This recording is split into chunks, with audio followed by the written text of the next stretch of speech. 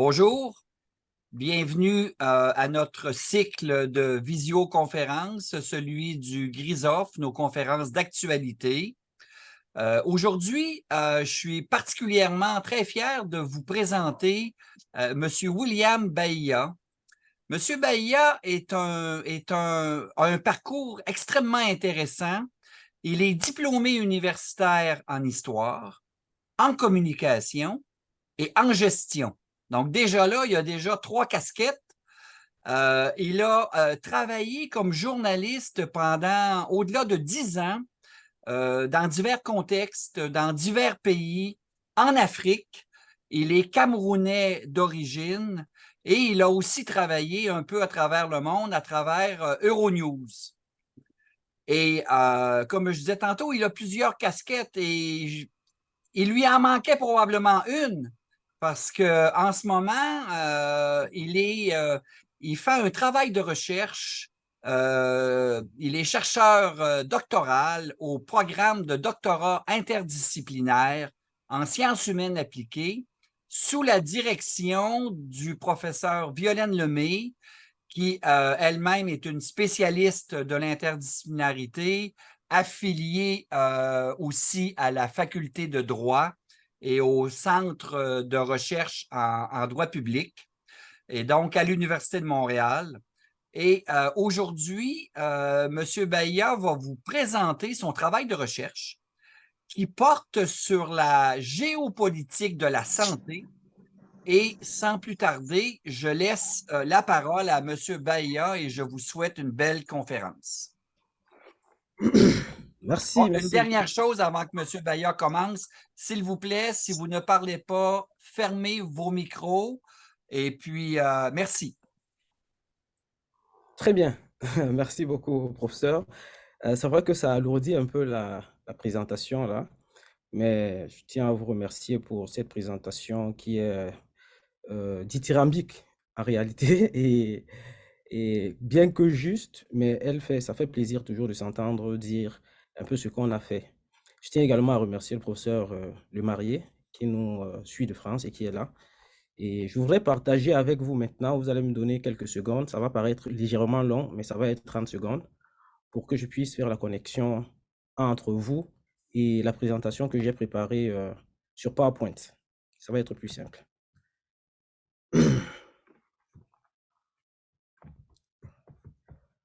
Alors, je ne sais pas si vous la voyez déjà. OK, là, Oui, c'est bon, William. Comme ça, tu peux te mettre en diaporama si tu veux. oui, oui, Et, c'est parfait. là, comme ça, on voit très bien aussi. Ah, là, c'est parfait. C'est parfait, mon ami. D'accord. OK. Alors, aujourd'hui, je vais vous entretenir assez brièvement, il faut le dire, autour du thème de la géopolitique de la santé, avec un axe particulier, le corps des femmes considéré comme un terrain d'affrontement des vérités en santé maternelle dans les pays économiquement pauvres. Mon propos est extrait des résultats préliminaires de mes recherches doctorales que je mène actuellement à l'Université de Montréal sous la supervision de la professeure Julien Lemay, pour dire précisément sous sa direction. Euh, les latins diraient sous son magistère. Alors, la conversation d'aujourd'hui s'articulera autour de 6 principaux points. D'abord, je vais vous présenter rapidement les avancées de la recherche biomédicale en matière de santé maternelle, qui sont importantes. Ensuite, je vais évoquer la permanence de la crise de la mortalité maternelle dans certaines parties du monde et rappeler l'objectif actuellement de l'Organisation des Nations Unies en charge de la santé, l'OMS, qui est de réduire drastiquement le nombre de femmes qui continuent à mourir en couche. Dans la troisième partie, ou dans un troisième moment, j'interrogerai les causes de la situation catastrophique telle qu'elle se déroule aujourd'hui en Afrique, parce qu'il faut savoir que l'Afrique est le continent dans lequel les femmes meurent, continuent à mourir d'une manière extrêmement importante de mortalité maternelle au fil des ans. Dans la quatrième partie, Il sera question d'évoquer le bien fondé de la médecine dite traditionnelle en Afrique, dans un contexte où l'essentiel des femmes continuent d'y avoir recours pour mettre un enfant au monde. Et je continuerai à m'interroger ou dans tous les cas à expliquer pourquoi il me paraît scientifiquement inapproprié de partir du postulat que la médecine traditionnelle africaine est par définition néfaste. Et pour terminer, je vais tenter de justifier pourquoi, en matière de santé maternelle, il serait plus adéquat de sortir de l'idée qu'il existe une médecine qui possède la vérité afin d'engager un dialogue intermédical dans le but de sauver des femmes. Voilà, brosser rapidement le fond de la conférence que j'ai préparée aujourd'hui. Alors, il peut paraître, permettez-moi, ok. Il peut paraître excessif, évidemment, de convoquer la géopolitique et singulièrement le concept symboliquement chargé, surtout en ce moment de guerre, pour évoquer la question de la santé maternelle à l'échelle mondiale. La surprise est d'autant plus compréhensible qu'en cette matière, la biomédecine offre des solutions que l'on peut qualifier d'universellement efficaces. Les avancées biomédicales sont prodigieuses, que ce soit en termes de diagnostic, de prise en charge pharmacologique ou chirurgicale en cas de problème. Le diagnostic postpartum, il y a beaucoup de médecins dans l'auditoire, ils peuvent très bien le comprendre. Le diagnostic postpartum comprend sans illimité l'observation des douleurs vaginales, les saignements, l'allaitement, la nutrition de la mère, les risques de constipation ou d'incontinence, la reprise d'une activité sexuelle, le soutien psychologique, etc. On sait que des travaux très pointus ont été réalisés sur les causes de la mortalité maternelle. La biomédecine sait prévenir les infections qui surviennent généralement après l'accouchement. Elle sait détecter l'hypertension artérielle pendant la grossesse. Elle sait gérer les complications de l'accouchement ou les complications liées aux avortements non sécurisés.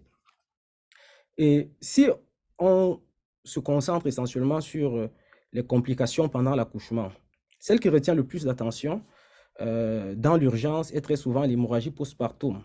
Il s'agit des hémorragies sévères qui persistent durant les heures qui suivent l'accouchement. Selon le directeur général de l'OMS, les hémorragies postpartum sont l'une des causes les plus courantes de mortalité maternelle. En tout, ce sont 140 000 femmes qui meurent chaque année du fait des hémorragies postpartum et d'autres affections. En réalité, les hémorragies postpartum à elles seules représentent 70 000 décès de femmes. Pour les prévenir, la Société des obstétriciens et de gynécologues du Canada préconise, entre autres, la prise en charge active au 3e stade du travail. Pour les non-médecins qui sont là, il s'agit d'une manière, pour le dire rapidement, de l'administration d'agents utéroniques, la traction contrôlée du cordon et du massage utérin suivant la délivrance du placenta. Dans certains cas, on peut également procéder à une perfusion de carbétocide. Bon, je ne vais pas entrer dans tous les détails. Vous pourrez rapidement les retrouver sur Internet. Au pire des cas, si le saignement persiste, la biomédecine a encore des solutions. Les médecins préconisent d'envisager un michage qui est très efficace, l'utilisation d'un dispositif à vide intra-utérin, un tamponnement intra-utérin par ballonnet, des procédures chirurgicales ou une transfusion de produits sanguins. Bref, les avancées biomédicales en matière de santé maternelle produisent des résultats palpables. Au Canada, par exemple, entre l'an 2000 et l'an 2020, c'est-à-dire pendant 20 ans, on a dénombré au grand maximum 800 femmes qui sont mortes en couche, ce qui représente beaucoup, mais très peu à l'échelle mondiale. Alors, je voudrais que nous nous rappelions toujours au cours de cet échange que le but de l'Organisation mondiale de la santé est de réduire le fléau de la mortalité maternelle. Parlons de cette question au niveau mondial. J'ai évoqué tout à l'heure la question du Canada, où il y a environ 40, au grand maximum 40 femmes qui meurent chaque année en couche. Le taux de mortalité maternelle au niveau mondial explose. La définition du taux de mortalité maternelle, c'est le nombre de décès de mères divisé par le nombre d'accouchements, tout ceci exprimé en décès pour 100 000 accouchements. On peut dire que les taux explosent dans les pays pauvres, singulièrement dans les pays d'Afrique subsaharienne, euh, qui est l'une des raisons, en fait, qui est l'une des régions où on rencontre beaucoup de problèmes dont on va parler tout à l'heure, notamment le problème de la désorganisation des systèmes de santé. Et comme je l'ai dit tout à l'heure, donc, l'objectif de l'OMS, c'est de réduire le nombre de décès maternels. Je vous montre rapidement une carte qui retrace le nombre, les régions du monde, en fait, et les pays du monde où les femmes meurent le plus en couche. Si on commente rapidement cette carte ensemble, qui est faite à partir des données de la Banque mondiale et qui s'étend de 2006 en 2016. Au Canada, par exemple, le taux de mortalité maternelle se situe autour de 7 pour 100 000 naissances. Donc, ça reprend un peu les chiffres de tout à l'heure. En France, il ne dépasse pas 8 décès pour 100 000 naissances. Il grimpe à 14 aux États-Unis d'Amérique. C'est en fait toutes les zones que vous voyez beige sur le graphique. Quand on arrive en Afghanistan, par exemple, on est déjà à 396 pour 100 000 naissances. Je rappelle qu'au Canada, tout à l'heure, c'était 7 pour 100 000 naissances. En Afghanistan, c'est 396 pour 100 000 naissances.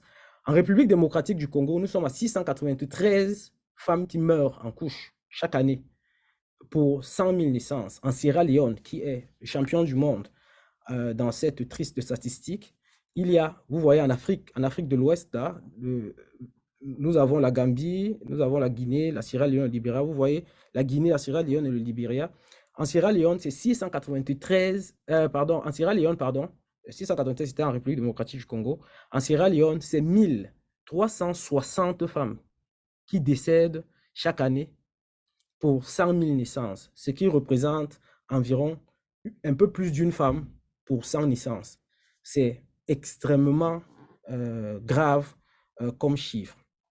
Et ce graphique nous enseigne également ce que je disais tout à l'heure, qu'il y a une vraie fracture entre les pays économiquement riches et les pays économiquement pauvres en matière de mortalité maternelle. Selon l'Organisation mondiale de la santé, il y a 800 femmes qui meurent chaque jour au niveau mondial et 95% de ces femmes proviennent des pays à faible revenu. Je dirais même plus. 87% des femmes qui meurent dans le monde en donnant la vie proviennent de l'Afrique subsaharienne. Cela représente 253 000 personnes chaque année. Mais qu'est-ce qui cause autant de décès de femmes en couche en Afrique subsaharienne pour se concentrer à cette région-là? Pour ne parler que des hémorragies postpartum, comme je l'ai dit tout à l'heure, des solutions biomédicales existent et elles sont efficaces. Cependant, elles ne sont pas toujours accessibles. Le fait est que certains pays comme la République démocratique du Congo sont en guerre. D'autres, comme la Côte d'Ivoire ou le Cameroun, connaissent d'importants problèmes de sécurité. Dans des contextes où les soins de santé sont financés par la poche du patient, les solutions biomédicales, même les plus basiques, sont souvent hors de prix pour la plupart des citoyens. Il peut même arriver que certains patients aient les moyens pour acquérir le médicament, mais qu'ils ne puissent pas y accéder parce qu'il y a une rupture de stock dans le pays. Une étude menée au Kenya récemment, en 2021, a par exemple permis de documenter que la gestion active de la troisième phase de la grossesse dont on a parlé tout à l'heure était plus fréquente dans les hôpitaux où les ruptures de stock en matériel médical étaient les moins importantes, ce qui est un peu normal, c'est-à-dire qu'on peut faire on peut faire des prises en charge quand il y a tout le plateau technique nécessaire. Alors, l'un des aspects souvent évoqués par la littérature en matière de désorganisation des systèmes de santé est l'absence de personnel qualifié. Selon la littérature même de l'OMS, les personnels qualifiés en santé maternelle, ce sont les médecins, les sages-femmes et les infirmiers, qu'ils soient des infirmiers accoucheurs ou des infirmiers classiques. Ce qui exclut par définition les guérisseurs et les accoucheuses qui font accoucher les accoucheuses traditionnelles, donc qui font accoucher les femmes en dehors de l'approche biomédicale.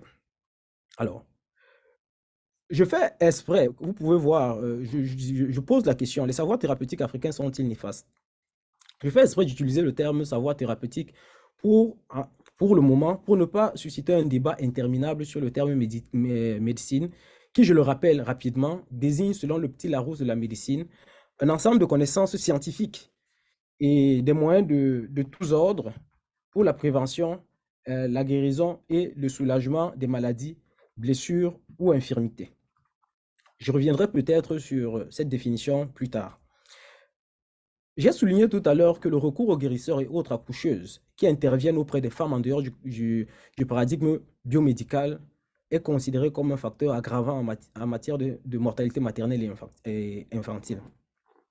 Leur savoir, quand bien même il serait efficace, est considéré comme ésotérique, voire magique. Mais dans le fond, avant d'aller plus en profondeur, quelle médecine au monde ne paraît pas exotérique ou non initiée? On est toujours étonné quand on est malade d'être soigné par la science du médecin qui paraît donc un peu magique. Mais il faut reconnaître aussi un jugement aussi définitif donc, autour de la médecine traditionnelle aujourd'hui ne se rencontre plus guère que dans la presse grand public parce que les travaux scientifiques sont beaucoup plus nuancés. La médecine traditionnelle est reconnue comme une approche utile, mais en général utile pour la prise en charge efficace lorsque tout va bien. C'est-à-dire, lorsque tout va bien, on dit, bon, OK, on peut en référer à la médecine traditionnelle. Mais elle perd de son utilité lorsqu'une complication comme une hémorragie postpartum survient. C'est ce qu'on peut constater dans la littérature. Il faut alors se référer aux biomédecins. Voici par exemple ce qu'écrit l'anthropologue canadien Olivier de Sardane, dont on ne peut pas douter des bons sentiments. Il faudrait que j'arrive à faire... Ok, voici ce qu'il écrit. Si l'accouchement se déroule normalement, le fait qu'il se produise à la maison dans des conditions traditionnelles semble parfaitement acceptable. Mais par contre, en cas de difficultés sérieuses, le seul recours est l'évacuation dans la mesure où les savoirs populaires en matière d'obstétrique sont, on l'a vu, fort limités d'un point de vue biomédical et ne permettent pas de faire face à des complications de façon efficace. C'est Olivier de Sardane qui le dit. On retrouve en filigrane de cette affirmation le reproche fait à la médecine traditionnelle de reposer davantage sur la croyance plutôt que sur les données probantes. Même dans les pays comme l'Afrique du Sud ou le Ghana, où il existe des politiques explicites qui encouragent la collaboration entre la biomédecine occidentale et la médecine traditionnelle africaine, le corps médical s'abstient de faire appel aux guérisseurs. La principale raison réside dans la persistance du scepticisme en l'absence de preuves probantes. Est-ce à dire que, de preuves probantes, permettez-moi, excusez-moi, en l'absence de preuves, est-ce à dire que les médecins qui sont sur le terrain n'expérimentent jamais l'efficacité des soins traditionnels au même titre que les populations locales qui continuent à y recourir massivement, y compris en matière d'obstétrique? Pour répondre à cette question, je voudrais vous raconter une petite anecdote récoltée auprès d'un médecin congolais que j'ai interrogé dans le cadre de ma thèse. Je vais retrouver l'anecdote. OK. L'histoire se déroule dans une petite ville de la République démocratique du Congo, RDC. Une femme vient de mettre au monde un beau bébé dans la maternité du petit hôpital de cette ville située à l'est du pays. La cohue qui régnait ici il y a quelques minutes encore a cédé la place à la panique. Le médecin-chef est appelé à la rescousse. Les sages-femmes et les infirmiers accoucheurs sont désemparés. Ils sont en train de perdre la toute nouvelle maman. La jeune femme est victime, vous l'avez deviné, d'une hémorragie postpartum. Le médecin sait quoi faire. S'il est parfois nécessaire d'opérer une intervention chirurgicale, les interventions plus simples existent. On peut procéder à des massages utérins ou supprimer les tissus placentaires. L'opération la plus courante est la restauration volumique, qui veut dire qu'on restaure le volume du sang en circulation dans le corps à travers un sérum physiologique à 0,9%. Si le sérum s'avère insuffisant, on procède à la transfusion sanguine. Nous en avons dans tous les cas parlé tout à l'heure au début de l'exposé. Mais alors, si la résolution de ce problème est aussi simple, pourquoi cette panique? Le petit hôpital congolais ne dispose ni de sérum physiologique à 0,9%, ni de poche de sang susceptible d'être transfusée dans l'heure. Pour le personnel, l'issue du combat que mène la jeune maman, qui est depuis tombée dans le combat, est la mort. Une de plus, une de trop, hélas. Le jeune médecin-chef est abattu. Jusqu'à sa récente affectation ici, il assurait les accouchements avec des ONG américaines présentes dans cette partie du pays. Depuis, les ONG sont reparties et face à l'effondrement de l'hôpital que son ONG maintenait dans une autre petite bourgade, il s'est rabattu sur le système de santé publique. Et depuis son affectation dans ce centre hospitalier du système public congolais, la situation n'est pas meilleure. Il enregistre des morts de femmes prévisibles et évitables sans qu'il ne puisse intervenir efficacement, faute de moyens. Revenons à la maternité. Écoutez, le tumulte semble baisser et le personnel s'affaire autour de la dame mourante. Le médecin constate que la situation est beaucoup moins stressante pour la famille de la patiente. À ce moment-là, il ne note même pas que la belle-mère de la jeune dame venue l'accompagner s'est absentée. Seul le mari est resté aux côtés de sa femme. Voici la belle-mère. Elle a entre les mains un sac en plastique qui déborde de feuilles vertes fraîchement coupées. Devant le personnel interdit, elle prépare une décoction dans une petite bassine, passe le liquide dans une passoire et le met dans une bouteille d'eau minérale vide. Devant un tel spectacle, le médecin quitte la salle à moitié dépité, à moitié sceptique. À quoi un tel breuvage peut-il servir face à une hémorragie postpartum qui tue tant et tant de femmes en RDC, où les hôpitaux sont structurellement sous-équipés et sous-alimentés en médicaments? Mais que faire? Les gens ont bien le droit de se rebeller face à la mort. Pendant qu'il est dans son bureau à se poser ces questions et à maudire le système de santé publique pour le peu de considération qu'il a pour la vie des femmes en zone rurale, il aperçoit à travers sa fenêtre la même belle-mère de tout à l'heure, tenant la patiente au bout des bras, lui faisant faire quelques pas sur la véranda. Non seulement la mourante est ressuscitée, mais l'hémorragie s'est arrêtée. Et en plus, elle est capable de faire quelques pas moins d'une heure après son accouchement. Mais que s'est-il passé? La décoction de tout à l'heure a fait des merveilles, lui racontent les sages-femmes et les infirmiers restés en observateur. Il a juste suffi de quelques minutes à la patiente pour reprendre ses esprits. Après qu'on lui a fait boire la décoction, l'hémorragie s'est arrêtée quasi instantanément. Comment est-ce possible? N'est-ce pas de la chance, du hasard, un effet placebo? Pendant un trimestre entier, l'épisode passe pour un miracle inespéré et on n'en parle plus. Évidemment, les femmes en situation de détresse du fait d'autres hémorragies postpartum continuent à s'aligner dans l'hôpital avec pour résultat la mort pour les situations où il faut absolument un sérum physiologique ou une transfusion sanguine. Puis un jour, un couple arrive. La femme est en travail et l'accouchement est imminent. Les visites prénatales avaient multiplié les alertes à l'hémorragie postpartum. Évidemment, le personnel est aux petits soins et relativement stressé. C'est le mari qui rassure tout le monde que ça va bien aller. Bon, on lui explique les risques et les problèmes d'approvisionnement de l'hôpital etc. Il est étonnamment toujours aussi rassuré et rassurant. L'accouchement se passe dans des conditions épouvantables prévues. Hémorragie postpartum sévère. Le mari est là et n'a pas manqué une seule minute des interventions. Alors que sa femme commence à se vider de son sang, il sort de son sac une décoction déjà embouteillée et dans le sac, le médecin reconnaît encore les feuilles utilisées par une belle-mère il y a quelques semaines. La femme encore consciente boit dans la bouteille. Encore une fois, l'hémorragie s'arrête net. Les sages-femmes peuvent sereinement continuer leur travail autour de la mère et de l'enfant. Le hasard à deux reprises? Non. Ces feuilles ont un principe que le médecin veut absolument connaître maintenant. Il appelle le mari dans le couloir pour lui demander de lui dire comment trouver la recette de ce médicament qui semble donc être un remède miracle contre les hémorragies postpartum. Ce dernier lui dit qu'il ne peut pas le lui donner alors que sa femme n'est pas encore sortie d'affaire. Il craint que les effets se dissipent s'il en parle maintenant. Il suggère au médecin de se rendre dans son village, de venir le voir dans son village dans quelques jours pour en apprendre davantage. Alors, ma question au médecin, est-ce que vous y êtes allé? Sa réponse, non. Le village était particulièrement enclavé et situé dans une zone où règne l'insécurité. Et la belle-mère, sa famille vivait en ville, mais elle-même vivait au village. Au moment où nous avions cet entretien, le médecin m'a confié qu'il a chargé un membre de la famille d'aller s'informer auprès de la vieille dame.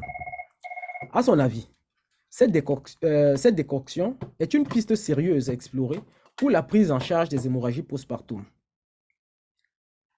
dans les zones rurales de la RDC où les technologies biomédicales sont structurellement absentes. Autre question. Que disent les autorités médicales nationales face à cette intuition? Le jeune médecin hésite et ne cache pas son malaise. Non, vous ne connaissez pas ce qui s'est passé ici avec l'artémisia noire, me pose-t-il la question. Me demande-t-il. Et moi de lui poser, que s'est-il passé?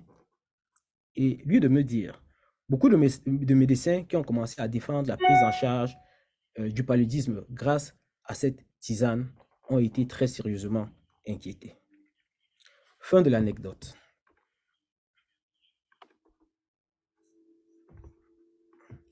Si la valeur de la médecine traditionnelle africaine est seulement débattue depuis quelques années dans les arènes mondiales, elle anime la conversation depuis presque 70 ans dans les milieux intellectuels et culturels africains. C'est le cas de la table ronde organisée en 68 à Paris, où les médecins africains constataient que la médecine traditionnelle se distingue comme une médecine économiquement accessible et sociale. Très concrètement, même si certains guérisseurs acceptent les présents et autres cadeaux, les soins sont souvent prodigués gratuitement. Plus, il est possible d'acquérir le savoir-faire une fois que l'on a soi-même été soigné. On dit dans ma langue au Cameroun, le Bassa, que les Kanli disent les Québécois, ce qui veut dire pas besoin de payer pour acquérir une science qu'une observation attentive permettrait de maîtriser.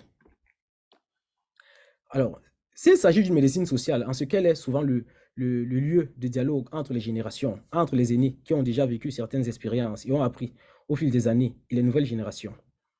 En matière d'accouchement, grâce à la médecine traditionnelle, le lien entre la belle-mère et la belle-fille, on vient de le voir, se solidifie tout au long de la grossesse, pendant l'accouchement et dans l'immédiat après accouchement. Jusqu'à une époque très récente, il n'était pas concevable dans beaucoup de contextes africains qu'une femme passe toutes ces phases de l'enfantement sans bénéficier de l'assistance d'une aînée qui en sait long sur l'accouchement. Je ne sais même pas si ça a changé. Cela peut être sa mère, sa belle-mère, une sœur ou une amie. L'idée est de dire que la maternité est un processus qui se conçoit comme une expérience plus large que la délivrance, même si elle arrive à l'hôpital. L'assistance directe d'un proche au courant se présente alors comme un impératif catégorique.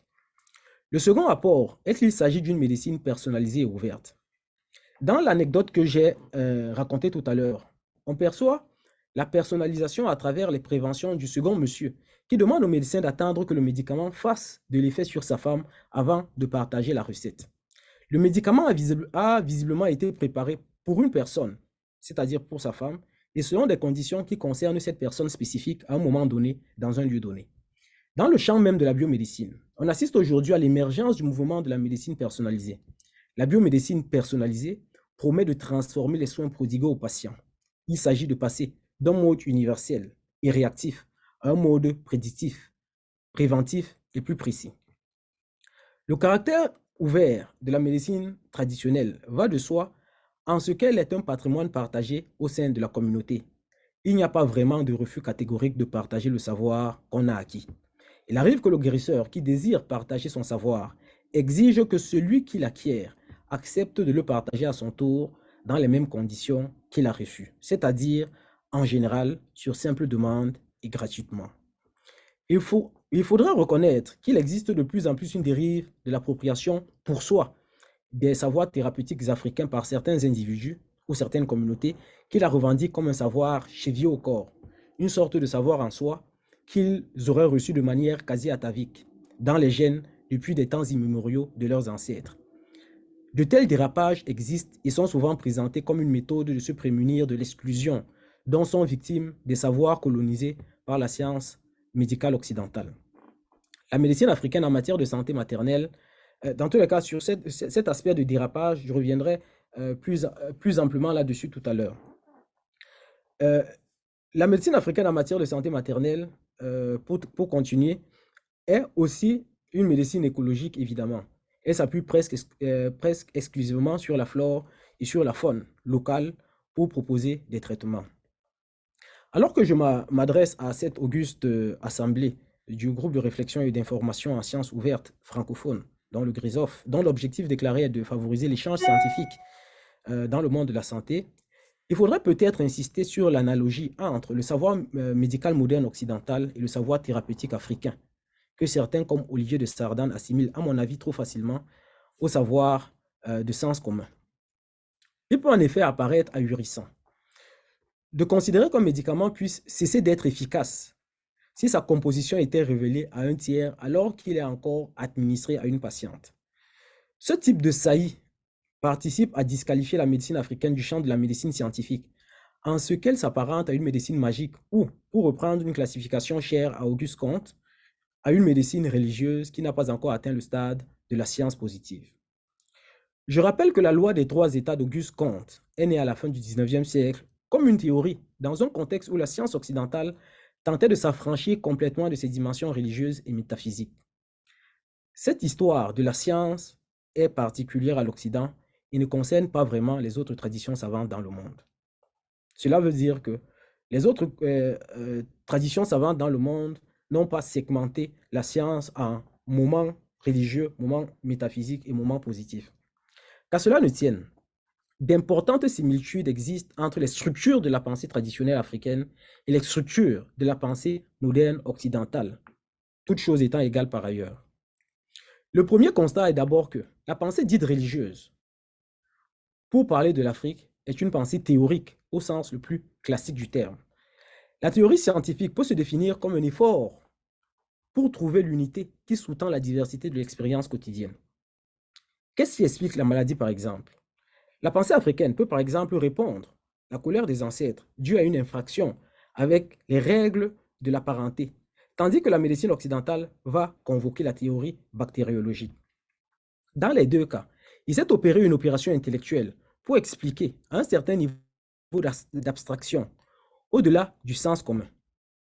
Il existe une connexion entre l'invisible et le visible, le spirituel et le physique en médecine africaine. Alors que la théorie bactériologique a longtemps exclu toute dimension non observable de manière clinique, un dépassement a actuellement lieu, ces dernières années dans le champ de la biomédecine à travers l'introduction des déterminants sociaux et psychologiques de la santé ou à travers, je l'ai dit tout à l'heure, l'approche de la médecine personnalisée dont on a parlé tantôt. Clairement, les causes physiques ne sont plus les seules que l'on mobilise pour expliquer la maladie. En termes plus simples, et pour rester dans le thème qui nous rassemble aujourd'hui, il faut plus qu'un microscope pour expliquer la dépression postpartum, par exemple. Autre point, il est souvent reproché à la médecine traditionnelle africaine, en tant que pensée religieuse, son caractère non empirique. Elle s'opposerait ainsi à la médecine moderne occidentale qui repose intégralement sur des éléments tangibles, observables et saisissables. À l'étude, il s'agit d'une opposition dénuée de sens. L'enjeu de l'effort de théorisation naît toujours de la volonté d'expliquer des phénomènes épars de manière cohérente. La théorie n'a pas la prétention de se substituer à la réalité, mais de créer des liens plus ou moins précis qui en permettent l'intelligibilité, des phénomènes, l'intelligibilité des phénomènes. Cela est aussi vrai en médecine occidentale qu'en médecine africaine. Je vais changer de dialogue. Ok. Le fait que la médecine africaine soit, par exemple, soit par certains aspects similaires à la médecine occidentale, n'en fait pas pour autant une médecine scientifique. Parce que pour être scientifique, il ne suffit pas de ressembler ou de faire comme.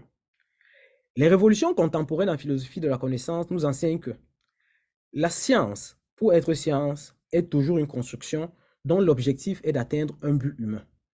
Il s'agit, selon les mots de Gaston Bachelard, d'une réponse à une question. On évalue ainsi la crédibilité, la valeur d'un savoir à travers l'adéquation de sa méthode d'enquête à ses buts et à ses effets, au but que cette science se fixe et aux effets produits. Si on prend au sérieux les développements philosophiques que je viens de rappeler là, on pourrait alors se demander, premièrement, si la médecine africaine permet de répondre à des questions que se pose l'être humain, comme par exemple réduire, comment éviter par exemple que les femmes ne se vident de leur sang en donnant naissance. On pourrait répondre que oui, effectivement, la médecine africaine se pose cette question ou peut potentiellement se poser cette question. Deuxièmement, il faudrait s'assurer, si on prend toujours au sérieux les développements philosophiques en philosophie de la connaissance, deuxièmement, il faudrait s'assurer que la méthode que la médecine africaine emprunte permet d'atteindre le but qu'elle s'est fixé. Est-ce que Prendre une décoction, par exemple, permet d'arrêter une hémorragie postpartum. On pourrait également répondre par l'affirmative. Et en me basant sur mon expérience personnelle en tant qu'enfant né ayant grandi dans un contexte rural en Afrique centrale, et si je fais confiance aux observations de certains biomédecins qui travaillent en Afrique, beaucoup d'éléments permettent de dire qu'effectivement, la médecine africaine est une construction capable de répondre à ces deux questions avec une méthode qui lui est propre, il est vrai. Quand je parle de l'urgence d'émanciper la science médicale africaine, c'est que je note qu'au-delà de toutes les critiques, le problème fondamental ici est que les méthodes et les procédures de ce savoir thérapeutique sont postulées comme inexistantes. Celles qui persistent sont a priori considérées comme archaïques, mais archaïques par rapport aux méthodes occidentales qui se pensent elles-mêmes comme la norme indépassable et universelle. Il s'agit, de mon point de vue, d'un réflexe ethnocentrique qui feint d'ignorer que l'Occident n'est qu'une partie du monde qui, pourtant, impose ses solutions à toute la planète. Encore une fois, l'idée n'est pas de dire que la biomédecine ne soigne pas. Bien au contraire. Ce que je dis, c'est qu'il faudrait qu'elle s'ouvre davantage aux autres approches médicales du monde. C'est aussi à ce titre que je dis qu'il faut soutenir avec l'OMS une médecine traditionnelle africaine des preuves afin de faciliter son dialogue avec les autres approches médicales du monde, y compris donc avec la biomédecine. Cela dit, il faudrait en même temps s'engager dans une sociologie des absences et une sociologie des émergences. La sociologie des absences et la sociologie des émergences sont deux notions développées à l'intérieur du mouvement d'émancipation des épistémologies du Sud, amené par le philosophe et sociologue portugais, philosophe, sociologue et juriste portugais Boaventura de Sousa Santos. En matière de médecine, la sociologie des absences pourrait signifier la prise de conscience de l'effacement de tout ce qui est non occidental dans le savoir thérapeutique des autres régions du monde. Tout ce qui n'est pas immédiatement traduisible par la biomédecine est repoussé hors du champ de la médecine. De ce point de vue, la médecine africaine, qui s'accommode mal de l'idée de progrès au sens linéaire du terme, et se caractérise parfois par son caractère local, non dominant et non capitaliste, est ignorée, voire combattue. Pour sortir de cette situation d'injustice, voire de racisme épistémique, il est urgent de s'engager dans une sociologie des émergences. La sociologie des émergences est un effort de complexifier le monde. Il s'agit d'une opération d'exploration des alternatives possibles, y compris en exhumant les savoirs ensevelis sous des montagnes de préjugés et d'a priori, ou en laissant la possibilité à des savoirs nouveaux d'émerger. L'idée est de proposer des solutions, surtout lorsqu'il est clair que la situation est bloquée et que la monoculture médicale dominante ne peut structurellement pas la résoudre toute seule. Au nom de quoi doit-on empêcher les femmes africaines, sur le point de mourir dans des déserts médicaux ou pharmaceutiques, d'avoir accès à des traitements, même s'ils sont considérés comme des ersatz qui peuvent juste remplacer la chimiothérapie moderne sans être aussi efficaces? Est-il possible d'atteindre la réduction de la mortalité maternelle à l'échelle mondiale en refusant de considérer les solutions traditionnelles africaines au motif qu'elles ne coïncident pas avec les procédures biomédicales? J'ai dit tout à l'heure que je soutiens la démarche de l'OMS en faveur d'une médecine traditionnelle des données probantes, en ce que cette méthode de validation du savoir est à même de faciliter le dialogue entre les paradigmes médicaux africains et occidentaux, africains et asiatiques et occidentaux, etc. Mais au sein même des défenseurs de la médecine africaine, cette position peut paraître suspecte, en ce qu'il se développe ici aussi un discours d'une médecine en soi, qui serait un héritage africain ancestral immuable. Il s'agit d'un dérapage dont le risque est précisément d'enfermer la médecine traditionnelle africaine. Face au discours du savoir en soi, qui est le résultat d'un ethnocentrisme en miroir, Fabien Boussi-Boulaga, qui était un philosophe camerounais, propose aux colonisés soucieux de faire ressurgir son approche scientifique, de le faire de façon mature, dans ce qu'il appelle la dialectique de l'authenticité. Un savoir, pour être authentique, doit être formulé pour soi et pour autrui. Une médecine pour soi en Afrique serait une médecine qui, tout en ayant recours aux procédures les plus adéquates pour atteindre les buts savants qu'elle se fixe, répond d'abord aux préoccupations des Africains aujourd'hui, exactement comme la biomédecine répond en premier aux problèmes de santé des Occidentaux qui vivent en l'an 2023. Mais il ne suffit pas qu'un savoir soit utile pour la communauté humaine qui le fait émerger. Il faudrait en plus qu'il puisse être utile à d'autres êtres humains qui se posent la même question au même moment. Ce n'est qu'à cette condition qu'il peut exister une écologie des savoirs, c'est-à-dire un espace de circulation des savoirs humains, tous potentiellement utiles, où il est possible de puiser en fonction des besoins. La notion d'écologie des savoirs, proposée par les auteurs du mouvement d'émancipation des épistémologies du Sud, postule qu'il n'y a pas de savoir ni pur ni achevé. Il y a une constellation de savoirs qui cohabitent. Dans une étude sur la cohabitation entre la médecine traditionnelle africaine et la biomédecine occidentale au Mozambique, l'historienne et philosophe mozambicaine Maria Paula Meneses note que, pour les populations, la médecine moderne n'est perçue que comme une autre pratique de la médecine euh, parmi celles qui existent. Il n'est donc pas étonnant qu'une belle-mère prépare une tisane préventive lorsqu'elle accompagne sa belle-fille accoucher à l'hôpital de médecine moderne occidentale. En cas de problème, elle passe d'une médecine à l'autre sans se demander qu'est-ce qui est traditionnel et qu'est-ce qui est moderne. C'est précisément cette capacité de jugement, cette faculté à mobiliser un paradigme médical parmi tous ceux qui sont disponibles. Cette danse, pour reprendre une notion qui est chère à la professeure Lemay, cette danse interparadigmatique en fonction de l'objectif à atteindre, qu'on entend par intermédecine. Pour réussir à danser, c'est-à-dire à poser le pied dans la bonne raison médicale, cela demande d'être conscient des forces et des faiblesses de chacune d'entre elles. Celle-ci est plus physique, l'autre est plus holistique. Celle-ci favorise la théorie bactériologique, celle-là l'approche spirituelle. Celle-ci maîtrise la dissection du corps, celle-là la maîtrise de l'énergie. L'une est hyper technique, l'autre demande une connaissance fine de la nature. L'une favorise l'éthique de la guérison ou éthique du cure, l'autre l'éthique de la sollicitude ou éthique du care. Bien entendu, je brosse à grands traits caricaturaux les grandeurs dans chaque paradigme, les valeurs dans chaque paradigme. Ce qui est sûr, tous sont potentiellement scientifiques et égaux en potentialité savante.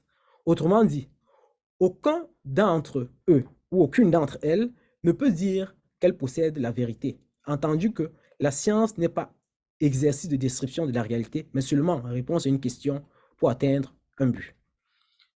Voilà pourquoi il est toujours utile de rappeler le but à atteindre afin d'évaluer la validité d'un savoir en la matière. Et je le rappelle, le but à atteindre est la réduction de la mortalité maternelle en dessous de 70 pour 100 000 à l'échelle mondiale. La moyenne mondiale est actuellement de 211 décès. En l'an 2030, les Nations Unies prévoient que jusqu'à 390 femmes vont continuer à mourir en couche en Afrique.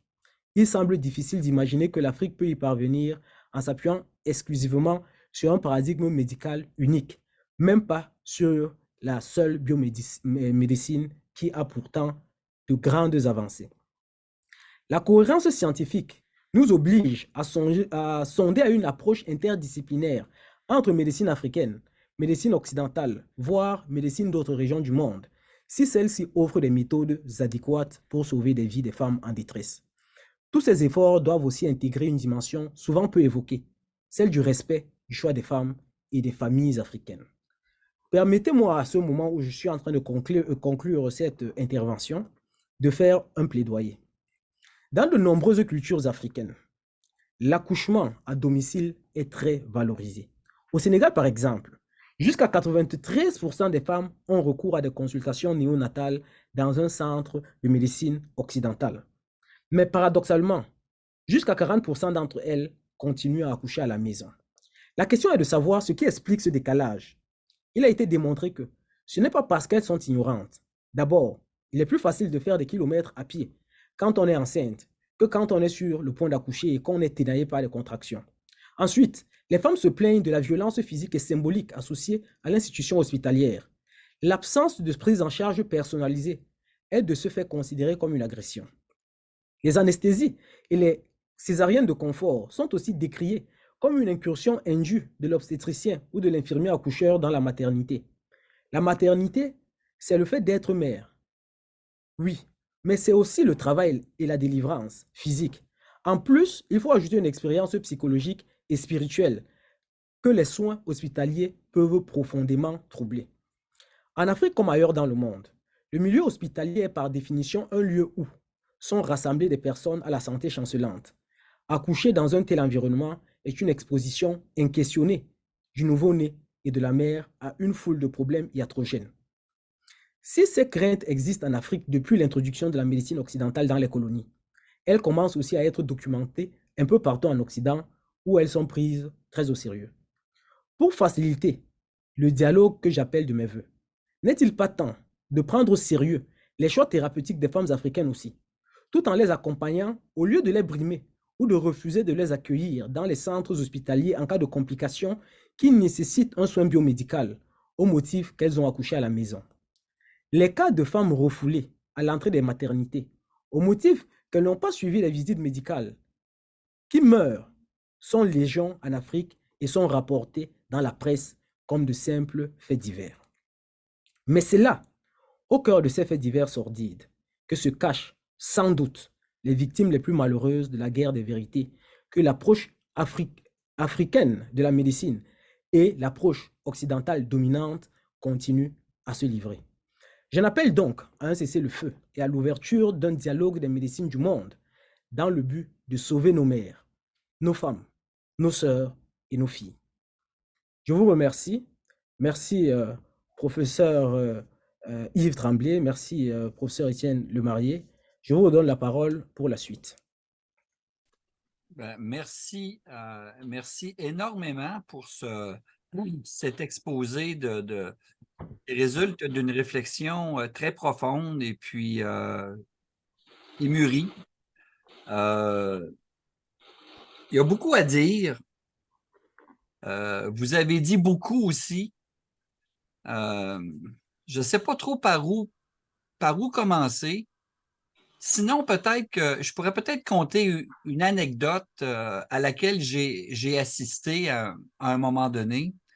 En 2019, avec ma conjointe, Violaine Lemay, nous étions en Afrique où nous avons organisé avec le professeur Lemarié aussi le premier colloque de médecine personnalisée en Afrique. Et parmi les gens avec qui nous avons travaillé, j'oublie son nom, là, mais il y avait un gastro-entérologue qui était professeur à l'université Omar Bongo, qui était praticien, excusez-moi, praticien de la médecine moderne en gastro-entérologie au centre hospitalier Jeanne et Bory. Et à un moment donné, il nous a dit ceci. Il dit, je pratique la gastro-entérologie moderne avec une approche de médecine moderne, mais il dit parfois, il dit, je ne peux pas l'appliquer. Il dit, j'applique à ma patiente ou à mon patient l'approche, la tradithérapie. Et ça fonctionne. Donc, tout ça pour dire que je pense que dans certains cas, vous l'avez dit, M. Bahia, on a besoin des deux médecines. Une médecine peut fonctionner, l'autre ne fonctionnera pas. Et à l'inverse, la tradithérapie va fonctionner et la médecine occidentale ne fonctionnera pas. Ça m'amène à ceci, puis j'aimerais avoir votre commentaire sur ça. Pour que ça fonctionne, pour pas qu'il y ait de heurts entre ou de collision frontale entre les deux approches, je pense que du côté occidental, on devrait peut-être réfléchir à revoir nos évaluations des savoirs. Vous l'avez dit tantôt, il y a certains médicaments traditionnels, on ne sait pas pourquoi, mais ils fonctionnent. Mais est-ce qu'on a besoin de savoir pourquoi à partir du moment où ils fonctionnent? Je ne sais pas. Je pose la question et je vous laisse la parole sur ça. Et puis pour tous ceux qui veulent intervenir, s'il vous plaît, vous pouvez lever la main, mais en bas, vous avez un bandeau en bas de votre écran et le petit bonhomme, il y a une main levée là, si vous pouvez peser dessus ou tout simplement, vous activez votre micro puis vous prenez la parole, mais je vous demanderai de ne pas activer vos micros pour rien parce que sinon, il va y avoir il va y avoir du retour de son. Professeur Lemay, vous voulez intervenir? Votre micro ouvrez votre micro. Oui, je ne vais pas prendre la parole à la place d'autres personnes. Je vais signaler le gastro-entérologue qui pratique les deux médecines et qui lui aussi a choisi de rompre la guerre, a priori, c'est-à-dire non pas de reconnaître en soi toute tradithérapie parce que ça peut être dangereux, mais au moins de cesser de faire la guerre à celles qui fonctionnent apparemment et de faire un tri et de cesser de les mettre de côté parce que ça peut être des ersatz tout à fait acceptables dans les déserts médicaux. C'est le professeur Jean-Baptiste Moussavou Kumbila qui est gabonais. Moi, je veux dire félicitations à William.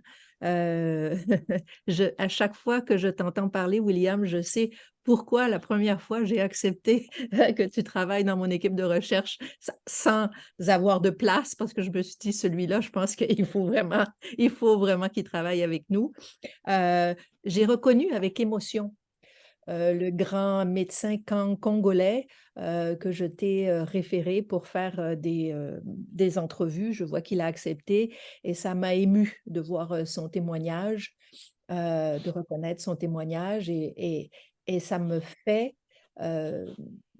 me fait, comment dire, plaisir de voir qu'il y a une communauté médicale en Afrique qui a compris que le problème, ça peut être un problème de rejeter a priori et sans question tout ce qui pourrait fonctionner dans les tradithérapies, de les écarter au départ, sans même leur donner le bénéfice du doute. Alors, ça m'a fait beaucoup plaisir. Et j'aurais une question à te poser, William. Est-ce que c'est vraiment vrai qu'il y a des personnes, des femmes qui ne sont pas admises dans les maternités ou dans les hôpitaux après coup parce qu'elles ont osé ne pas aller voir des tradithérapeutes et ne pas tout de suite s'inscrire dans les soins médicaux occidentaux? Oui, comme je l'ai dit, Dans quel pays, ça?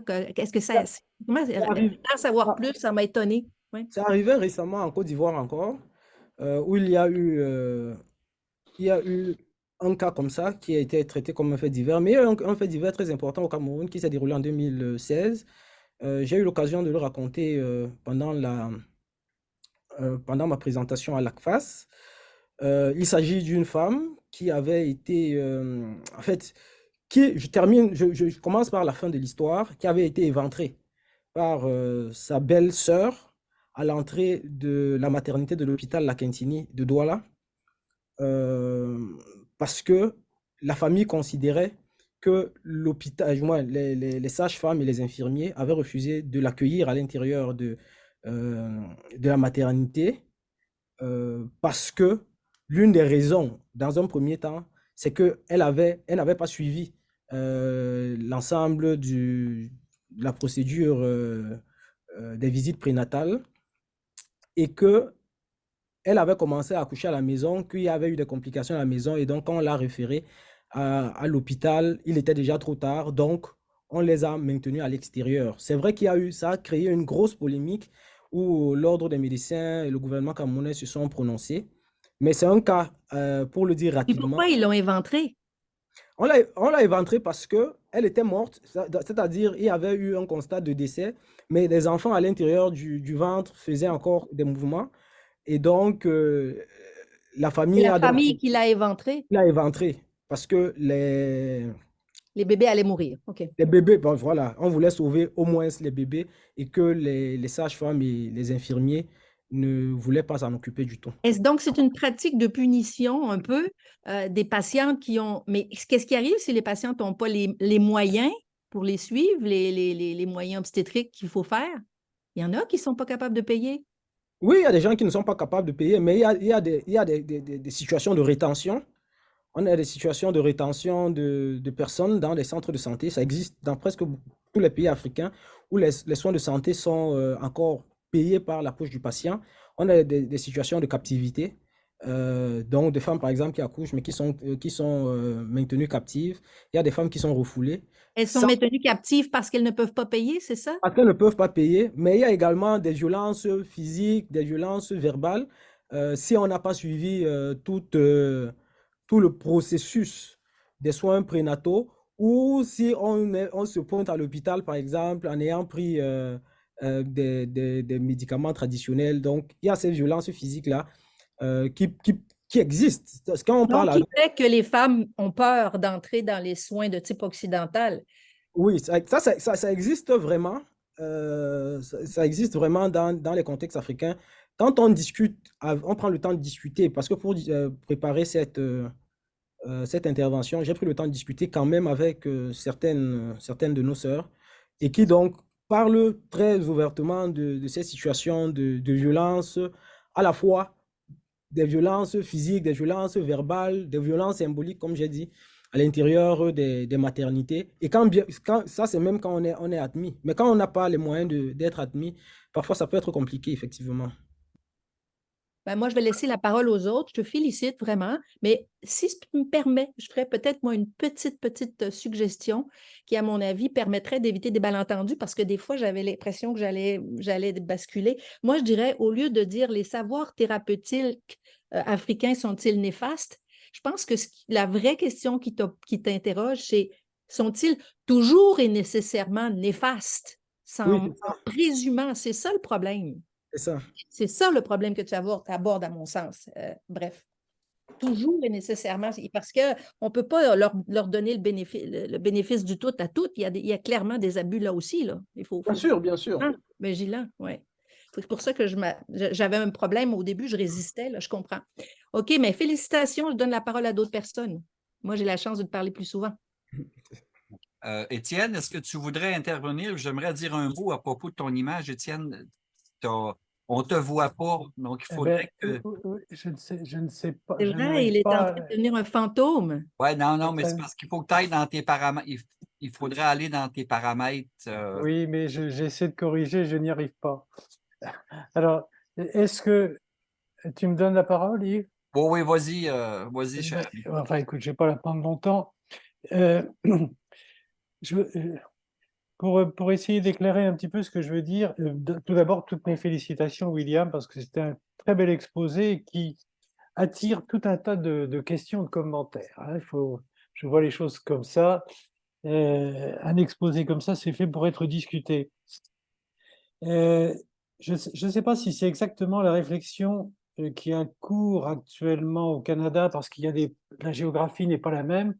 Le débat en France, à l'heure actuelle, est accouchement à domicile versus accouchement à l'hôpital.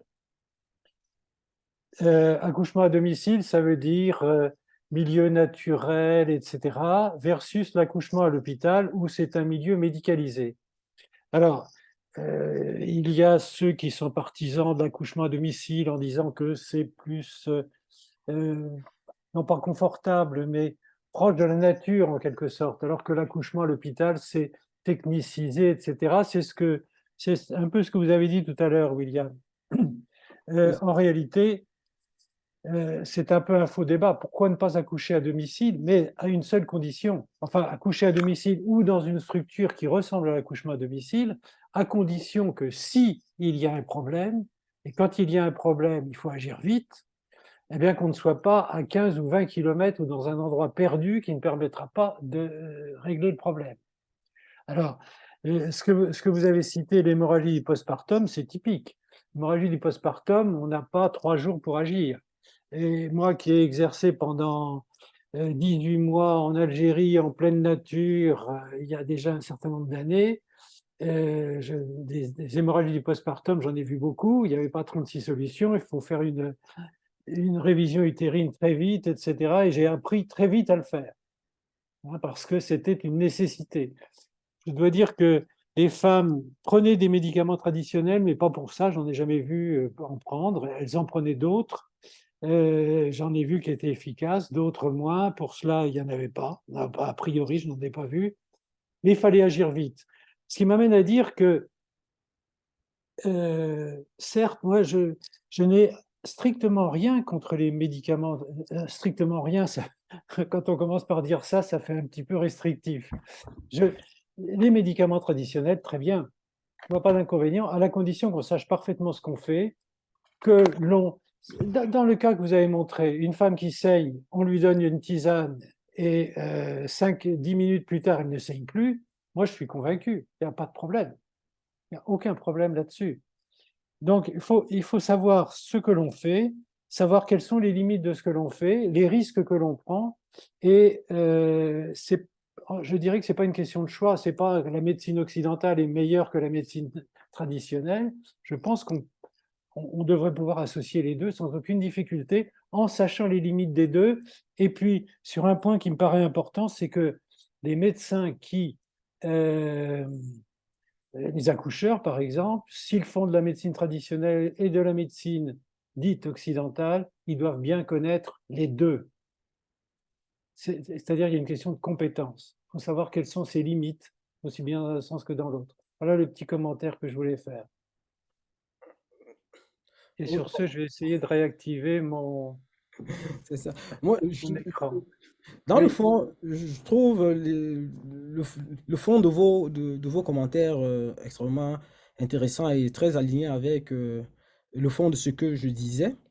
Euh, L'enjeu ici est toujours de dire que euh, ça, nécessité fait loi, si on peut le résumer ainsi. C'est-à-dire que quand on n'a pas le choix d'utiliser quelque chose qui est très sophistiqué et très bien, très bon, on peut utiliser un ersatz, c'est-à-dire quelque chose qui peut être d'une qualité moins, moins affirmée, mais qui peut quand même apporter une solution. Et voilà, on vous a retrouvé. qui, qui peut quand même apporter une solution parce que quand on est en train de perdre des femmes, et on est en train de perdre des femmes, et que on décide de fermer les yeux complètement sur des solutions potentielles, c'est là où le problème advient. Mais évidemment, si on est dans une situation où tout est, tout est disponible, il n'y a pas vraiment de raison de ne pas s'orienter vers la solution la plus adéquate au moment où on est en train d'intervenir. Donc, je suis très aligné avec ce que vous dites. Je ne savais pas que vous aviez été dans un contexte d'accoucheur de campagne. Donc, c'est typiquement, nous sommes très alignés par rapport à ce que vous dites en tant que quelqu'un qui a de l'expérience là-dessus. Je vois pas qu'il y a d'autres commentaires qui s'en viennent. Moi, j'en ai peut-être un. Bon, vous le savez, ces conférences-là ont lieu dans le cadre des activités du GRISOF. Et ce qui caractérise le GRISOF, c'est, je dirais, nos actions terrain. Donc, vous venez de faire un constat qui est très bien structuré, qui est très bien monté. Puis je pense que personne ne peut aller contre le constat que vous avez fait. Mais si je vous disais, là, OK, qu'est-ce qu'on fait maintenant? Comment peut-on, à partir de tout ce que vous avez dit, comment peut-on aller de l'avant puis tenter de faire un pas en avant afin de permettre justement aux tradithérapies de prendre tranquillement leur place, puis etc. Comment vous procéderiez pour faire avancer un petit peu, non pas le débat, mais les actions terrain? Alors, c'est une question, c'est une vraie question, et c'est une très bonne question aussi, parce que là, ça demande un- un- à la fois une vraie réflexion et une réflexion à la fois du point de vue scientifique, mais également scientifique, j'entends universitaire, mais également une disposition d'esprit. De mon point de vue, cela passe d'abord par une prise de conscience euh, en fait, une formation, c'est-à-dire ça passe par la formation, ça passe par le travail de formation des médecins, par la recherche en médecine. Et la recherche en médecine, par exemple en Afrique, doit pouvoir être décolonisée. Qu'est-ce que ça veut dire? Ça veut dire que on doit être capable, par exemple, par rapport à ce type de constatation, telle que celle qui a été faite en RDC, on doit être capable de mener l'enquête. C'est-à-dire les systèmes de santé africains doivent se donner les moyens de mener l'enquête pour faire l'archéologie de tout ce qui fonctionne. de tout ce qui fonctionne et de pouvoir ramener tout ça sur la table, de telle sorte qu'on puisse effectivement faire des vérifications et ramener ça dans par exemple, le champ de la médecine, des données probantes dont on a parlé tout à l'heure. Ce travail a commencé à être fait, par exemple, par la Chine, c'est-à-dire il y a un modèle qui a été fait par la Chine avec la médecine traditionnelle chinoise. Donc, ce même type de travail doit pouvoir être fait en Afrique, mais ça demande une volonté politique. J'ai vu quelques politiques dans le live, donc je m'adresse aussi à eux. Donc, ça demande une volonté politique de faire, de réformer la recherche en santé et la recherche en médecine en Afrique, de telle sorte qu'on puisse faire donc cette archéologie des savoirs. Ça, c'est une première piste que je dirais rapidement comme ça. Est-ce que pour arriver à cela, on aurait besoin de, je l'ai un petit peu dit tantôt, là, de réviser, comment je dirais ça, de réviser nos évaluations des savoirs. C'est-à-dire que si vous, si vous réfléchissez à l'occidental, ben, nous ici, c'est l'évidence-base, c'est-à-dire que dans une thérapie, on a une molécule et cette molécule-là agit ABC, a des effets secondaires DEF, etc. Mais probablement, puis vous l'avez dit tantôt, il y a certaines tradithérapies, c'est plus compliqué que ça, c'est des tisanes, etc.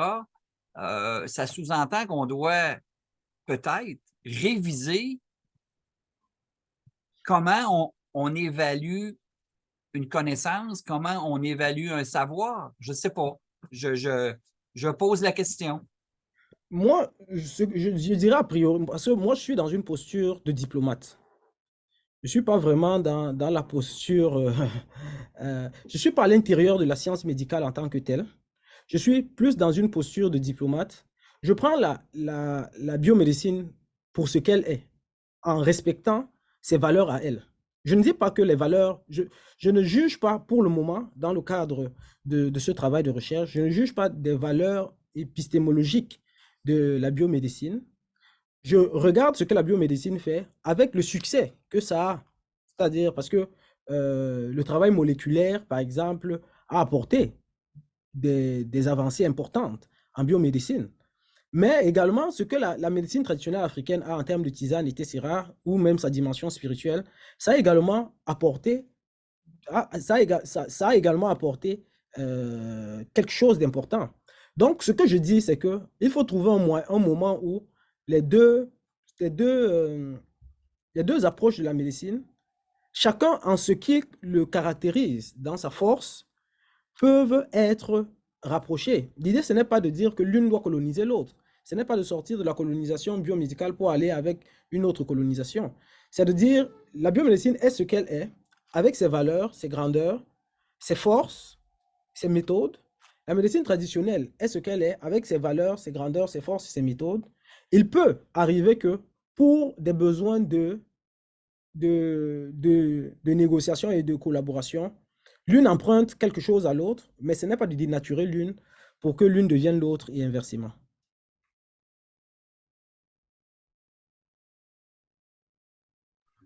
Merci. Est-ce que quelqu'un veut commenter, veut ajouter un commentaire? Je vois qu'il n'y a pas de commentaire. Écoutez, vous êtes extrêmement clair dans vos réponses. Votre exposé est... Et mon cher ami Étienne, t'es rendu à l'envers. Là, tu as la tête en bas, c'est vraiment comme ça qu'on le voit.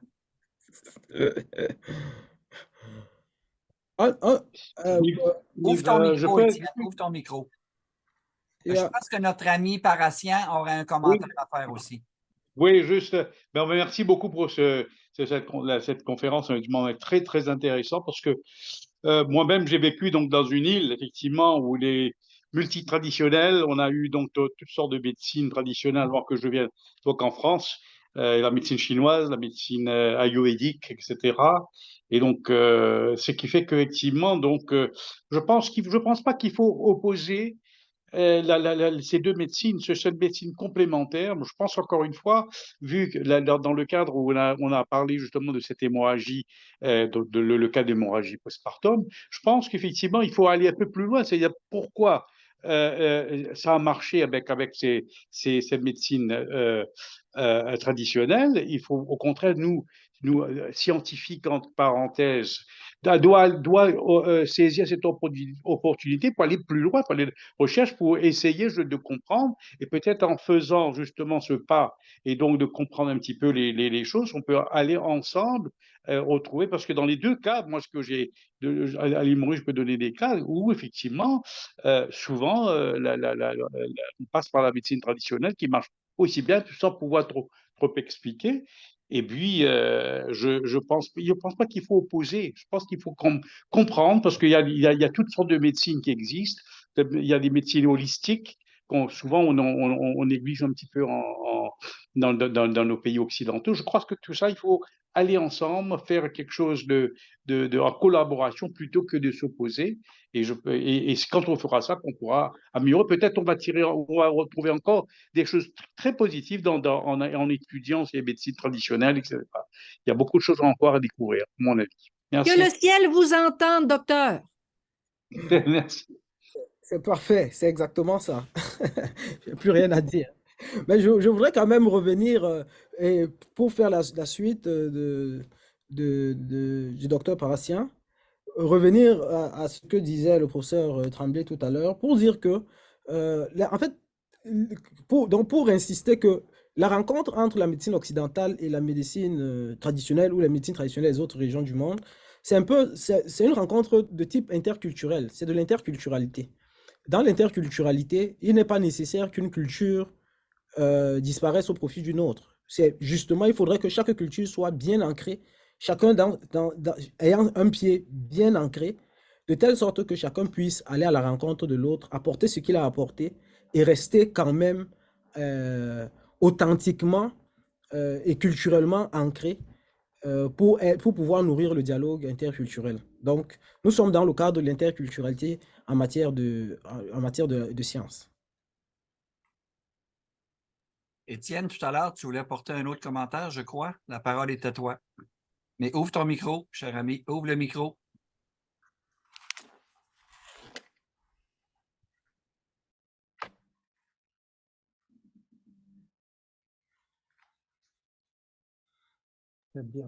Oui, je ne vais pas faire le commentaire que je voulais faire tout à l'heure, mais parce que William parlait à l'instant de l'interculturalité, bien sûr, je suis tout à fait d'accord. Il faut de l'interculturalité, mais ça, il faut.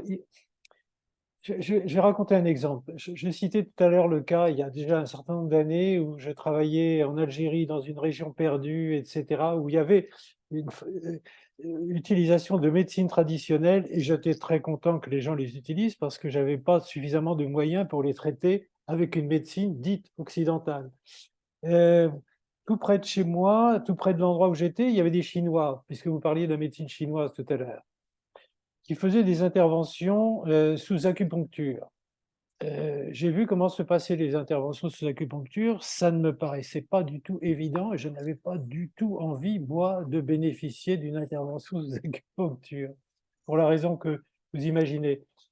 Ça ne se passait pas si mal que ça avec les patients qui m'entouraient, mais il y avait aussi une question de culture et de sensibilité à la douleur, par exemple, tout simplement. Quand on parle d'interculturel, ça commence par là, ça commence par la douleur, ça commence par la perception de la maladie et tout ça. Donc, je trouve qu'il faut il faut faire attention quand on parle d'interculturalité. Je suis d'accord sur le principe, mais il faut savoir ce qu'il y a dedans. Est-ce que je m'exprime Oui, c'est vrai que moi, je vais dire ce que j'entends par interculturalité. Oui. L'interculturalité ici est utilisée comme une sorte. En fait, je considère chaque discipline, chaque paradigme médical comme une culture. Donc, je considère chaque approche de la médecine de chaque continent comme une culture scientifique et que la mise en collaboration de ces deux cultures scientifiques peut être assimilé Hmm. à l'interculturalité du point de vue anthropologique. Mais donc c'est juste une assimilation. Donc c'est un mécanisme d'explication. Donc on prend la culture médicale, du moins, on prend le paradigme médical occidental comme une culture scientifique. On prend le paradigme médical africain ou chinois comme une autre culture scientifique. Et lorsque ces deux paradigmes sont amenés à collaborer, nous sommes dans le cadre d'une interculturalité scientifique. C'est ce que j'essaie Oui, de... oui, je suis parfaitement d'accord avec cela. C'est un très bon principe et j'en suis d'accord. Mais toute la difficulté, c'est de savoir ce que l'on met derrière chaque culture. Oui, c'est ça. C'est un Voilà. peu l'exercice. C'est mon fardeau quotidien d'essayer de faire cet exercice, Tout à fait. de signifier chaque culture et de voir des points Voilà, de rencontre. tout à fait. C'est pour ça, je pense que c'est justement à cause de ça, je pense que pour nous, peut-être occidentaux, on doit peut-être réviser la façon dont on évalue un bienfait ou un méfait, quelque chose qui fonctionne, quelque chose qui ne fonctionne pas. On doit peut-être revoir un petit peu les bases sur lesquelles on fait nos évaluations. Déjà, si on avait ça, je pense que ça améliorerait l'efficacité du rapprochement entre les deux, entre les deux cultures de soins. Pro- Yolène? Il faut savoir, et je pense que là, je rejoins William dans cette notion d'interculturalité, c'est qu'il faut changer de paradigme dans son rapport à la connaissance, hein, parce qu'on sait qu'aujourd'hui, il y a des connaissances qui fonctionnent dans toutes les cultures, mais elles ne sont pas pareilles dans toutes les cultures. Et le problème, c'est que l'Occident a voulu penser que ses problèmes situés à lui, puis ses constructions à lui, ben, c'était la vérité universelle, au lieu de dire, ben, ce sont mes trucs à moi qui fonctionnent à moi, que j'ai développés à moi. C'est juste ça le problème. Fait que finalement, si on est capable d'arriver à dire qu'est-ce qui fonctionne, qu'est-ce qui fonctionne. Si ça fonctionne, puis si en plus on est en pénurie de moyens puis qu'on ne prend pas autre chose, la femme va mourir, ben là, j'accepte que ce ne soit pas moi qui dise qu'est-ce qui fonctionne. C'est le seul changement, je pense, qu'il faut faire pour arriver à un jour à ce qu'on cesse la guerre. Qui a le droit de dire, mais est-ce qu'on pourrait tout mettre en commun, ce qu'on a qui fonctionne, là? Parce que finalement, la situation idéale, on ne l'a pas. Il y a des déserts médicaux, il y a des pénuries de médicaments. Si ça fonctionne, je ne le mettrai pas de côté parce que c'est pas moi qui l'ai choisi, puis je punirai jamais une femme de mort parce qu'elle a osé aller voir quelqu'un qui n'est pas de ma tribu. Alors, c'est ça l'enjeu, au fond. Hein. C'est ça l'enjeu qu'on décrit dans tous les mouvements d'interculturalité, d'interdisciplinarité, c'est qu'il faut qu'on cesse qu'une culture arrive face à une autre en disant « Toi, tu n'es pas bonne, moi, je suis universelle, toi, tu es dans l'erreur. » Il faut arriver à dire « OK, toi, tu as quelque chose que je ne comprends pas, mais ça fonctionne. Moi, j'ai quelque chose que tu ne comprends pas, mais ça fonctionne. On va essayer de travailler ensemble parce que notre but à tout le monde, c'est qu'il n'y en ait pas de femmes qui meurent. » Puis si on chicane en disant « c'est moi qui ai raison, je te punis », ça fait des femmes qui meurent, ça fait des peines de mort et ça fait des problèmes. Et en plus, les femmes ont peur de parler. Moi, avec un autre doctorant, on a fait une recherche à Haïti et on voyait que les femmes ne pouvaient pas dire à leur médecin qu'elles avaient vu, qu'elles avaient pris d'autres médicaments, puis ça pouvait faire des problèmes de rencontre de médicaments parce qu'elles disaient, il va me chicaner, il va me sanctionner parce que j'ai vu un tritadithérapeute. Et là, le médecin prédit des médicaments, puis il ne sait même pas que la dame en prend un autre. Il n'est pas capable. Alors, dans les faits, cette guerre-là impose les personnes, les patients de dire et d'avoir confiance en leur médecin, et ça nuit aussi à la santé des personnes. Alors, moi, je pense que lorsque le docteur Komra Sami a parlé tout à l'heure et qu'il a dit, est-ce qu'on pourrait enfin arriver à collaborer? Écoute, moi, c'est ce à quoi je rêve depuis des années et depuis que je suis devenue africaine de cœur, je ne peux qu'espérer qu'un jour arrive où on cesse ces guerres fratricides entre praticiens qui veulent la même chose, la santé, pour des raisons de dire c'est moi qui ai raison, c'est toi qui as raison. On ne va pas dire que tout fonctionne, mais est-ce qu'on pourrait au moins travailler dans un même but sans faire des morts parce qu'on chicane comme des enfants? C'est ça, moi, mon rêve. Alors, bravo, William, avec ta tête, je pense que tu vas aller dans la même direction. Et je dis que le ciel vous entende, vous les jeunes qui êtes ouverts à ces choses qui bouleversent. Bravo, Violaine, c'est tout à fait vrai. Tu as dit le mot qu'il fallait, c'est qu'est-ce qui fonctionne. C'est ça Ouais. qui est important. Oui, oui, Qu'est-ce oui, qui oui, fonctionne? qu'est-ce qui fonctionne? Bon, Et après, il y a des une choses fois qui sont différentes, ils sont dangereuses et il faut s'en méfier. Ah ben oui, Ah, tout à fait. qu'est-ce qui fonctionne? Ça veut dire, est-ce que ça fonctionne? Et deuxième question, est-ce que c'est dangereux? Est-ce que ça a des inconvénients? Bien sûr, ça va de soi. Oui, tout à Et fait. c'est ça qui importe. C'est pas de savoir quelle est la formule chimique qui est derrière, hein. C'est tout Le à fait. comment est moins important. Oui, Tout puis il à faut fait. se souvenir aussi, et là, je prends la parole à la place de William, je m'excuse, c'est la passion qui prend, mais il faut se souvenir que on dit souvent que l'histoire a été écrite par les gagnants. C'est devenu une formule acceptée. On oublie souvent que les critères de la bonne connaissance ont été écrits par les gagnants occidentaux. C'est nous qui savons qu'est-ce qui est bien, qu'est-ce qui est bon en matière intellectuelle. Il faut être capable maintenant de rééquilibrer ça un petit peu. Oui, il y a eu des choses qu'on ne connaît pas. Oui, il y a eu des choses qu'on ne comprend pas, mais ce n'est pas vrai qu'on a le monopole de la vérité universelle. C'est fini, ça, cette période-là. Et c'est l'humilité qu'il nous faut apprendre. Et ça, c'est dur. Mais moi, je suis convaincue qu'on a tellement de choses à apprendre des savoirs africains qu'on a considérés inexistants. C'est la sociologie des absences dont parlait William tout à l'heure. Écoutez, je ne veux pas jouer les rabat-joie, mais le temps file et Et on est. mon Dieu, j'ai un cours à aller donner, moi. Je vous Oui, quitte. et Ouf, je puis suis en on est retard. avec. Allez, bon cours, Violaine. Mm. Et merci d'avoir été là ce matin. Et on est à veille de perdre le lien. Donc, William, je te laisse la parole pour le mot de la fin. Tu peux prendre 1 ou 2 minutes et après ça, ben, je vais laisser la parole à Étienne qui va clore cette très belle session et je remercie tout le monde d'avoir été là. L'enregistrement va être déposé sur notre chaîne YouTube. Donc, passez le message. Ceux qui veulent écouter seront les bienvenus. William, je te laisse la parole et après ça, je laisse la parole à Étienne pour le mot de la fin et je vais couper l'enregistrement après ça. Merci beaucoup, prof. J'ai pas grand-chose à dire. Vous m'avez permis de parler assez longuement de mes travaux de recherche et c'est vraiment la première fois que je les expose d'une manière exhaustive, autant que c'est vrai, c'est une partie, mais aussi exhaustive que ça et que je me livre autant. Je vous remercie pour vos commentaires et pour le temps que vous m'avez pris. Je remercie notamment le professeur Yves Tremblay, le professeur Étienne Lemarié de m'avoir fait confiance et l'ensemble de l'équipe du GRISOF d'avoir permis à la relève de la recherche de s'exprimer ici. Pardon. Et merci à Bon, tous. moi, je vous dis bonjour depuis Boaké. Je vous remercie, Yves, Étienne. Merci, William. Bonjour, cher ami. Merci à C'était tous les amis, intéressant.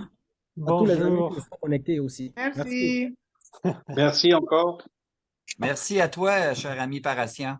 Et bonjour à tous les Réunionnais. J'y manquerai pas. Alors, Merci encore. ce que je voudrais, moi, je voudrais aussi remercier William pour son exposé qui était très, très intéressant. Il y a un aspect qu'il n'a pas abordé d'ailleurs, mais il ne pouvait pas parler de tout. C'est alors que c'est une de ses casquettes, c'est celle de communicant. On n'a pas du tout abordé cet aspect-là, alors que la communication, comme vous savez, c'est un chapitre extrêmement important aujourd'hui à l'heure des fake news, etc. Et William, ce serait bien que vous accepteriez de nous faire un exposé sur la communication précisément, à partir de votre expérience et de vos travaux actuels. Vous ne croyez pas? Bien vu, je vais voir ça. Merci. C'est- L'angle mort. Je vais...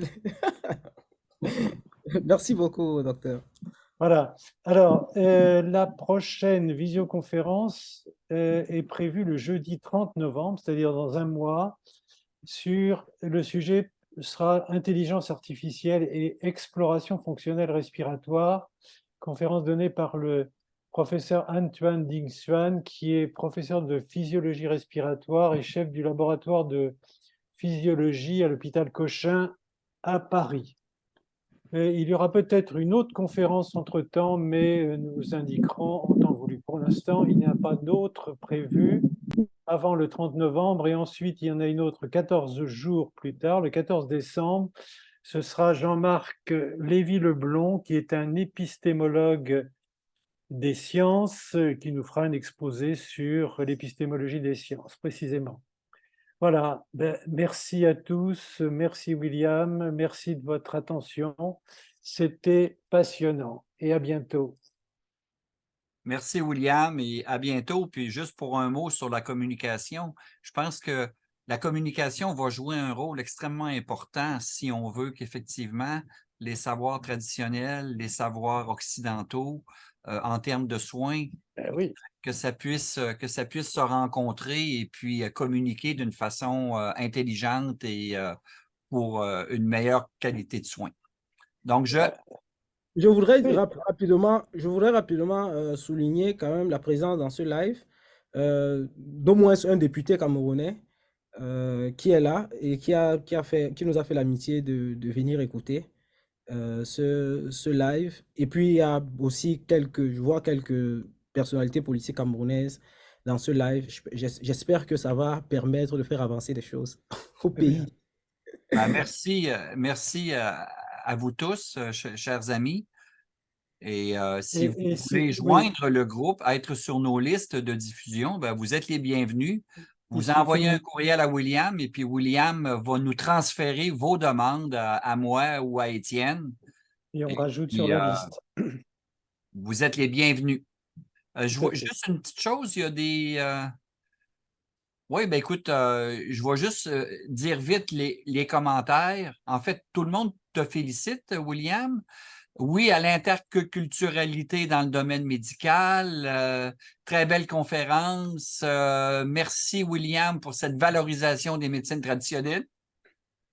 Donc, écoute, ben, c'est bravo, hein? Merci. Merci.